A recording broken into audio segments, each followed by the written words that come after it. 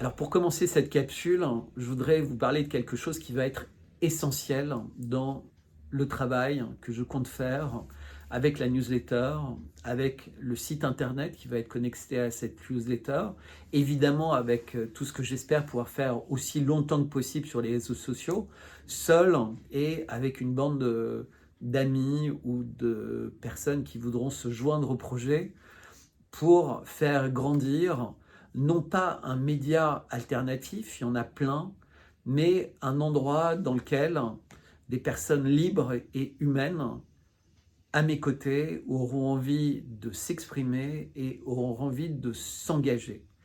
Et ils auront envie de le faire selon ce proverbe arabe qui dit que si la vérité est une flèche aiguisée et même acérée,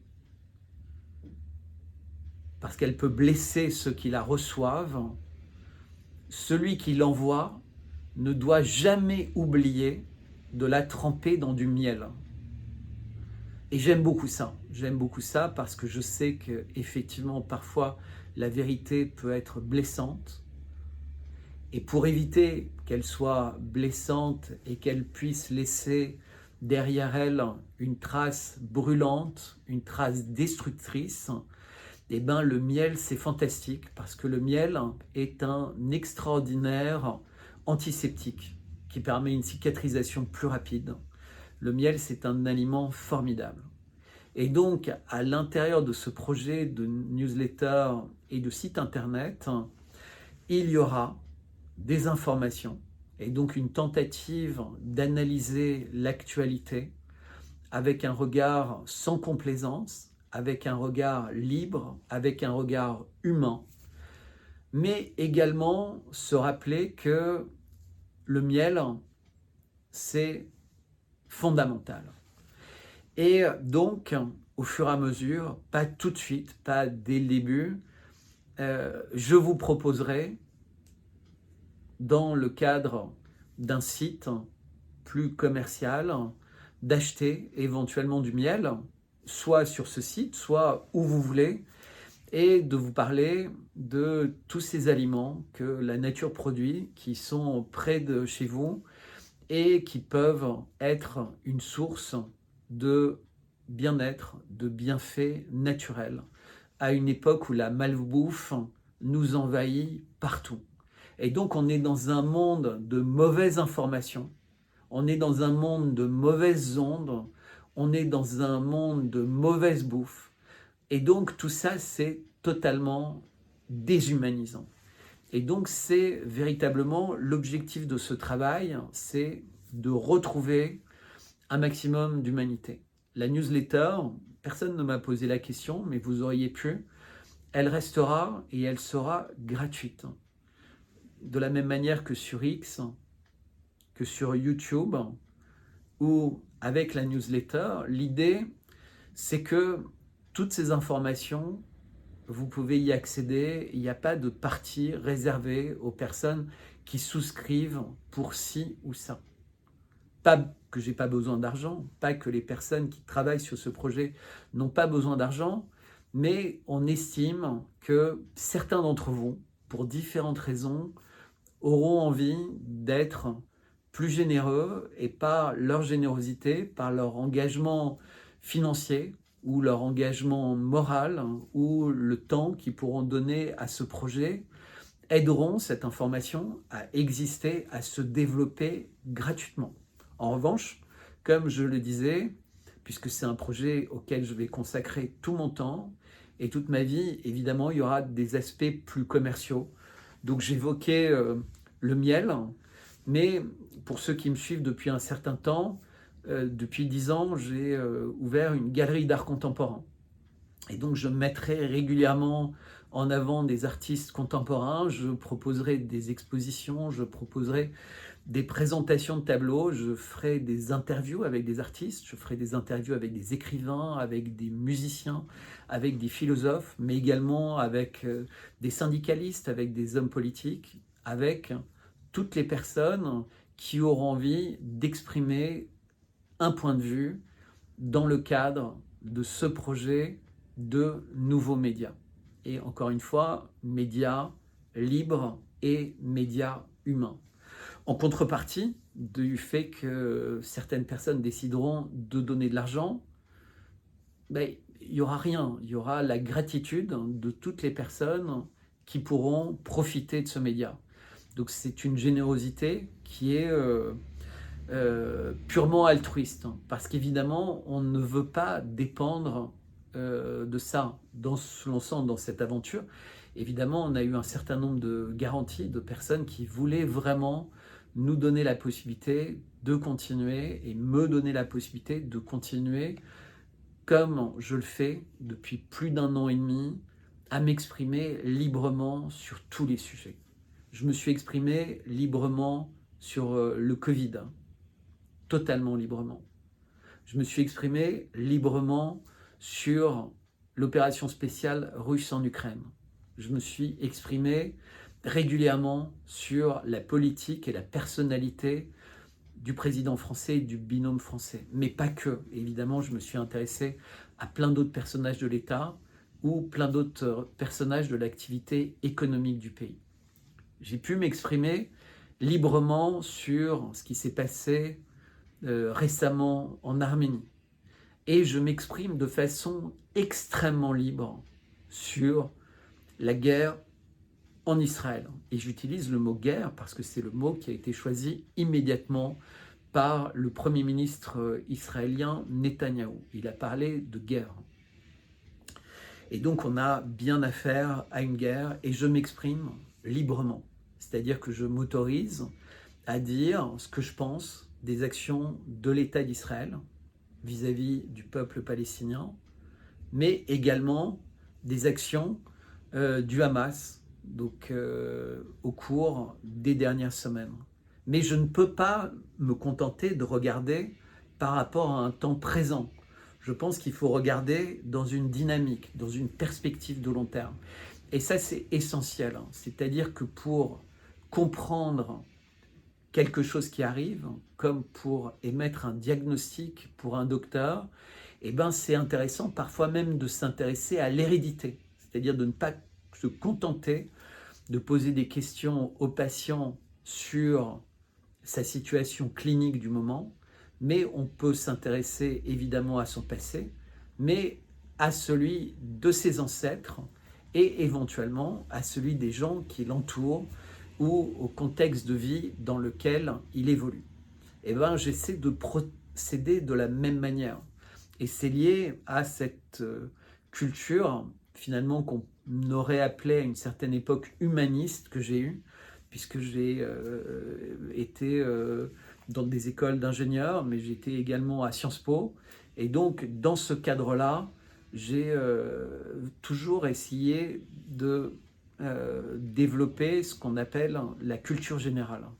Et je me rappellerai toujours, c'était quand j'étais étudiant à Louis-le-Grand, et il y avait un proviseur qui s'appelait De Vels, et qui disait, en parlant à tous les élèves qui étaient là, vous êtes tous des diamants bruts, au moment où vous arrivez au monde. Et il y a des très gros diamants bruts, et il y a des tout petits diamants bruts. Mais au fur et à mesure de leur vie, très peu d'entre vous vont savoir tailler le diamant parfait par rapport à leur potentiel. Et il y en aura certains qui avaient un petit potentiel, mais qui vont savoir rendre le diamant extraordinairement brillant, extraordinairement étincelant. Et il y en a d'autres qui ont ce potentiel et qui n'en feront rien. Et c'est très important de savoir ça. On peut avoir des qualités, on peut avoir des talents, on peut avoir beaucoup de choses, mais il y a un travail, il y a du courage. Quand on commence à tailler un diamant, on peut le casser, on peut le détruire, on peut découvrir des défauts dedans qu'on n'avait pas forcément vus au début, mais c'est ça le travail. Il faut avancer dans cette direction. Et il y a une autre phrase, et c'est dans un livre de Frank Hébert qui m'avait toujours frappé, qui était comme une espèce de leitmotiv dans ma tête, c'était « le dormeur doit se réveiller ». Et c'est l'idée selon laquelle on a tous une multitude de dons, on a tous une multitude de qualités, mais parfois elles restent enfouies en nous. On refuse de plonger et d'avoir le courage de s'engager pour les réaliser. Ben moi, au cours des derniers mois, à l'époque du Covid, qu'est-ce que j'ai réalisé? J'ai réalisé que j'avais eu une vie complètement folle pendant des années, à courir tout le temps, après des succès, après des missions toujours plus enthousiasmantes et des rencontres et des primes et des beaux salaires et des beaux costumes et des belles chaussures et être de plus en plus à l'avant dans les avions dans lesquels je voyageais et des belles voitures qui m'attendaient pour m'amener là où j'allais travailler, des belles chambres d'hôtel, etc., etc. Et, euh, et c'est vrai que j'avais cette partie-là, mais j'avais toujours une conscience très forte en moi du monde dans lequel j'évoluais. Mais il y avait cette espèce de balance qui existait. Et est-ce que ça valait le coup de perdre quelque chose pour s'engager euh, finalement sur un terrain qui paraissait pris en main par les hommes politiques, pris en main par des gens qui faisaient ça, à mon avis, bien mieux que moi j'aurais été capable de le faire, alors que j'avais l'impression de bien faire quelque chose. Et, euh, et le Covid est arrivé. Et avec le Covid, plein de choses, hein. C'est-à-dire le fait de se retrouver finalement face à un monde complètement incertain, un monde qui se ferme, un monde dans lequel la taille des trahisons, la taille des mensonges, la taille des manipulations prend des quantités inimaginables. Utiliser comme cobaye une population entière, mentir sur les résultats de tests, mentir sur absolument tout, au risque de faire disparaître une partie importante de l'humanité. Je ne veux pas dire que tout le monde peut mourir suite au Covid, évidemment, mais on sent qu'il y a des changements qui s'opèrent, qu'il y a des effets secondaires, qu'il y a beaucoup de choses qui se sont passées, et en particulier une chose essentielle, c'est le sentiment de trahison. Et ça, c'était pour moi quelque chose de considérable, parce qu'il y avait toujours des calculs politiques, des choses, mais là, c'était différent. C'était le mot trahison, le mot de rupture totale d'un espèce de contrat moral. Et le sentiment que la France avait un rôle extrêmement néfaste et négatif là-dedans. Et je l'ai dit à maintes reprises dans de nombreuses capsules, et évidemment je le referai. Et là, je me suis senti obligé de changer les choses. Donc je m'étais engagé dans le domaine de l'art contemporain et j'utilisais l'art contemporain comme un média. Et donc je choisissais des artistes dans ma galerie qui avaient des messages à faire passer, des messages qui me paraissaient importants. Et puis je me suis rendu compte qu'en réalité j'étais toujours dépendant de ça, dépendant de la partie commerciale, de la composante quotidienne, puisque autant moi j'avais cette idée d'altruisme, j'avais peut-être la possibilité de l'être plus que d'autres, mais c'était pas partagé forcément par l'équipe que j'essayais de constituer. Et donc, je ne voyais pas comment faire, comment débattre. Donc, j'ai essayé de réunir des gens, de faire cette autre facette de ma carrière professionnelle de conseil en stratégie pour voir comment réunir des énergies. Et je l'ai fait, je ne vais pas rentrer dans le détail, peut-être que je le ferai dans une autre occasion, mais essayer de réunir des gens, réunir des énergies vers des projets, vers des objectifs clairs et mettre en place des outils pour y parvenir. Et ça n'a pas fonctionné. C'était compliqué, guerre d'ego, confiance, petit clan, petite aristocratie, tout ce que vous voulez. Voilà, c'était à l'échelle d'un microcosme qui devrait se serrer les coudes, en fait, beaucoup plus de lutte qu'on l'imagine, et presque autant que entre pays, entre partis politiques et autres. Et, et sur les mêmes bases, c'est-à-dire sur rien du tout, puisque la vocation de tous, ce serait véritablement l'intérêt des peuples et l'intérêt de l'humanité. Ça devrait être ce qui guide chacune de nos actions. Par exemple, moi j'aime souvent répéter que Elon Musk est quelqu'un de fascinant et d'extrêmement intéressant. Et ben Elon Musk, quand il se lance dans un projet, il n'a aucune limite sur le temps qu'il y consacre, sur l'argent qu'il y consacre, sous réserve que chaque dollar qu'il investit, chaque minute qu'il investit, lui permet de s'approcher de son objectif ou de l'objectif qu'il a fixé. Donc il veut que X soit une base de marché, une place de marché à l'intérieur de laquelle on peut travailler à une meilleure appréciation de ce qu'est la vérité, de ce qu'est le débat constructif, de ce qu'est la situation concrète.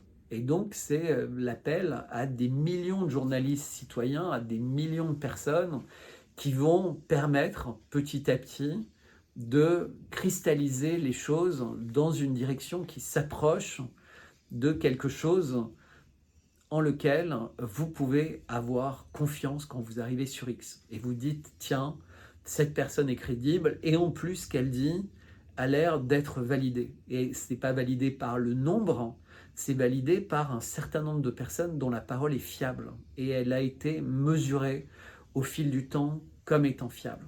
Et vous voyez bien que même sur ce réseau social, on a des grandes désillusions. On a vu des gens qui avaient acquis une forme de crédibilité et qui, du jour au lendemain, avec une nouvelle crise, avec un nouveau conflit, ont pris des décisions invraisemblables, que vous pourrez même qualifier d'inhumaines. Et donc, on se rend compte de la fragilité de toutes ces choses-là. Et c'est véritablement contre ça que je voudrais lutter, parce qu'en fait, on se rend compte que les choses sont beaucoup plus intuitu personnelles qu'on ne l'imaginait. En fait, il faut revenir à l'idée que finalement, l'engagement, il est à prendre individuellement, d'abord avec soi-même, pour se mettre dans une situation de connaissance de soi, d'éthique, de dignité, de liberté, d'honneur, de droiture, on peut appeler ça comme on veut, mais pour être capable, non pas de faire la vidéo avec le meilleur éclairage, et on va pourtant essayer de faire ça, non pas la vidéo avec les meilleures insertions d'images, non pas la vidéo avec le plus grand nombre de médias amis qui vont propager la vidéo. Non, une vidéo qui va véritablement toucher un certain nombre de personnes et qui va faire que individuellement, puis dans leur environnement, on soit les uns les autres comme des jardiniers de notre propre vie et des jardiniers des personnes qui nous entourent. Et évidemment, le miel sera là pour nous réconforter, et j'espère en vendre beaucoup du miel et faire en sorte que les apiculteurs et les abeilles soient particulièrement heureuses de ce projet. Et évidemment du miel français, mais du miel de plein d'autres pays, parce que tout ça sera une occasion de découvrir cet aliment qui a comme caractéristique essentielle non seulement de cicatriser les plaies, mais d'être relativement universel et d'être impérissable. C'est-à-dire qu'on peut manger aujourd'hui du miel qui a été récolté à l'époque des Romains sans avoir aucune crainte. Et il y a très peu de produits qui ont cette caractéristique. Donc, véritablement, un engagement. Et il y a quelques semaines, donc j'avais une amie londonienne, française mais londonienne, et qui me disait régulièrement « mais tu devrais plus t'investir, tu devrais rencontrer des gens comme Kennedy, je peux organiser cette rencontre ou d'autres. Véritablement, lance-toi plus dans la politique, rejoins des grosses équipes. » Et j'avais cette forme d'appréhension. D'abord parce que j'ai un sale caractère, donc c'est compliqué pour moi de me ranger, entre guillemets, derrière, à l'intérieur d'un parti, puisqu'on sait très bien que tous les partis ont des chefs de parti qui imposent une manière de voir. Il n'y a pas de dialogue, il y a tu suis ou tu te tais. Et c'est tout à fait compréhensible, mais c'est inadmissible parce que ça fait des parlements qui sont godillots. Ça fait des parlements dans lesquels il n'y a pas véritablement de débat, puisqu'en fait, tous les députés vont suivre la voix de leur maître. Et très peu finalement sont indépendants et c'est compliqué d'être indépendant. Et quand on l'est, et ben on saute. Il n'y a qu'à regarder la première série de députés En Marche. Et ben dans Renaissance, ils avaient condamné à mort tous ceux qui avaient décidé de sortir du rang et qui n'étaient pas totalement fiables à la parole de leur grand maître, de leur gourou. Et donc, loin de moi l'idée pour l'instant de m'engager en politique, mais je veux être clair, c'est pas une idée qui est totalement exclue. Parce que je pense qu'il faut reprendre le contrôle du politique, il faut reprendre le contrôle de la parole politique, il faut reprendre le contrôle de l'engagement politique. Mais il faut trouver une formule différente, il faut trouver une formule dans laquelle effectivement il y a un certain nombre de personnes relativement limitées qui s'expriment, mais il faut que ces personnes soient capables de s'exprimer en écoutant, en comprenant, en analysant, mais surtout en ayant, comme j'ai expliqué pour Elon Musk, la vision que chacun de leurs actes doit être en ligne avec un objectif. Et aujourd'hui, et la raison qui m'a poussé à me lancer de plus en plus dans les médias, comme j'ai expliqué pendant la période du Covid, c'est de réaliser que j'avais l'impression que les gens qui étaient au pouvoir, les psychopathes qui nous dirigent, les grandes entreprises qui font partie de l'écosystème de ces psychopathes, dont les médias, et quand je dis psychopathes, véritablement, je pèse mes mots, certains sont dépravés, certains sont drogués, certains sont corrompus. En fait, c'est abominable d'imaginer le niveau de déliquescence de la vie politique actuelle en Occident. En réalité, on a l'impression que les seuls présidents dignes au monde aujourd'hui, ils sont dans ce qu'on appellerait le tiers-monde, ou les pays en voie de développement, ou les pays en marge de l'Occident. Alors évidemment, la Russie ou la Chine ne sont plus du tout des pays en marge de l'Occident, mais j'aurais envie de vous parler de gens qui ont été totalement diabolisés. Parmi ceux qui sont encore en vie, il y a Bachar el-Assad. Je vous invite à écouter Bachar el-Assad, à découvrir Bachar el-Assad. Mais il y avait également Kadhafi. Il y a énormément de présidents africains exécutés ou tués dans des conditions bizarres, dont Sankaré, pour le citer, mais énormément de personnes très valables et qui avaient des visions, mais des visions qui imposaient des changements de paradigme, des changements de place de la monnaie dans nos sociétés, des changements de place de la dette dans nos sociétés, des changements de manière avec laquelle les taxes nous rendent esclaves à l'intérieur de nos sociétés.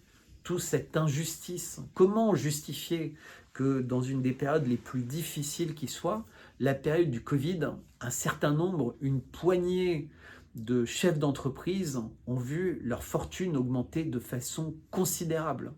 Comment expliquer que dans les médias publics ou dans les médias privés, un certain nombre limité de personnes soient devenues de véritables mafias en contrôlant pratiquement des grilles entières de programmes télévisés et qui sont, il faut en convenir, des programmes qui liquéfient, qui fonctionnent un peu comme des drogues pour les spectateurs. Et on revient à cette phrase de Lelay qui disait « Mais moi, en fait, mon boulot, c'est de vendre du temps de cerveau disponible aux annonceurs. » Et donc, en fait, on vous maintient devant les écrans télévisés le plus longtemps possible pour vendre de la pub. Et c'est pareil sur les réseaux sociaux. Et c'est pour ça qu'en fait, sur le média que je lance, il n'y aura pas de pub. Il y aura des produits à vendre, mais il n'y aura pas de pub. On ne va pas faire de la pub partout sur d'autres médias pour vous attirer ce média. Vous serez les ambassadeurs de ce qui s'y passe, mais on ne va pas faire de pub. Évidemment, on ne va pas prendre de produits financiers. L'idée, c'est pas de vous faire peur en disant vous allez perdre vos retraites, vous allez perdre votre argent, vous allez. Et on va vous proposer une solution. D'abord parce que je trouve ça extraordinairement malsain c'est une manière de tomber dans exactement les mêmes travers que ceux qu'on reproche au système. Et je ne veux pas faire ça. Et je ne veux pas rentrer là-dedans. Je trouve que c'est beaucoup mieux d'avoir une vie plus modeste et de ne pas se projeter comme le futur grand golden boy de l'univers parce que j'aurais convaincu beaucoup de monde de me confier son argent à gérer. Et depuis que je suis sur Twitter, je peux vous assurer que plusieurs dizaines ou centaines de personnes m'ont demandé si je pouvais leur donner des conseils, si je pouvais. Et j'ai toujours refusé. Et je continue à refuser. Et si parfois ils deviennent des amis et que j'ai des discussions avec eux sur ce sujet, évidemment, je ne veux pas jouer ce rôle. Ça ne veut pas dire que je ne veux pas les aider avec amitié, mais à partir du moment où vous faites une transaction financière, eh bien, vous devenez juge et partie, en fait. Vous devenez, et ça, c'est, à mon avis, une chose qui n'est pas acceptable. Moi, je pense qu'il faut essayer d'en finir avec cette société dans laquelle il y a autant d'intermédiaires, autant de produits compliqués, autant de choses qui dénaturent les rapports humains. Et c'est pour ça que j'insiste sur le miel. Et il y aura d'autres produits qui arriveront et qui vont beaucoup surprendre. Mais l'idée, c'est d'être le plus possible proche de choses simples, de choses de bon sens, de choses paysannes et de choses qui sont respectueuses de la parole donnée, respectueuses de la nature et respectueuses à la fois de votre intelligence, de votre cœur, mais de votre estomac et de tout votre corps. Et vraiment, j'insiste là-dessus. Pour moi, c'est clé. Un autre aspect qui est très important, évidemment, c'est que quand je regardais pour me dire mais comment tous ces acteurs fonctionnent, il y en a qui vendent des produits musculaires. Vous savez, des trucs, manger, ça va vous donner plus de muscles, plus de protéines, plus... Mais en fait, c'est des produits artificiels qui sont peut-être pour certains presque aussi dangereux que les injections forcées de ces derniers temps. Et donc, c'est très contradictoire. C'est comme il était parfaitement contradictoire que des gens qui ne mangent que biologique, qui refusent les produits OGM, qui sont même végétariens, voire végétaliens, soient tout le temps dans les premiers à aller se faire injecter de l'ARN modifié alors qu'ils n'étaient même pas malades et qu'il y avait très peu de chances pour qu'ils le soient, que ce soit dangereux pour eux et que pour leurs proches, le vaccin n'était pas à même d'empêcher de toute façon la transmission de la maladie. Alors il a fallu du temps pour qu'ils l'admettent, mais ils l'ont quand même admis. Et donc ça non plus, voilà. Mais n'empêche, et je reviens là-dessus, tout sera évidemment gratuit. Vous pourrez consommer, transmettre, etc. Mais voilà, il y aura un écosystème, un environnement qui va se développer autour de mots-clés qui sont libres, qui sont humains, qui sont vérité aiguisée et miel. Donc voilà, c'est pour finalement cette première capsule de cette newsletter. Je vais faire un article qui sera complété d'une autre capsule dans laquelle je vais plus spécifiquement parler de ce qui est en train de se passer en Israël et à Gaza, mais plus généralement dans le monde entier suite à cette nouvelle phase du cycle que j'appelle le cycle du chaos, que d'autres ont appelé l'agenda 2030, l'agenda du Great Reset, appelez ça comme vous voulez, mais cette marche en avant vers un monde qui se déshumanise. Donc, merci beaucoup de votre confiance, merci de votre intérêt, merci de votre loyauté et à très bientôt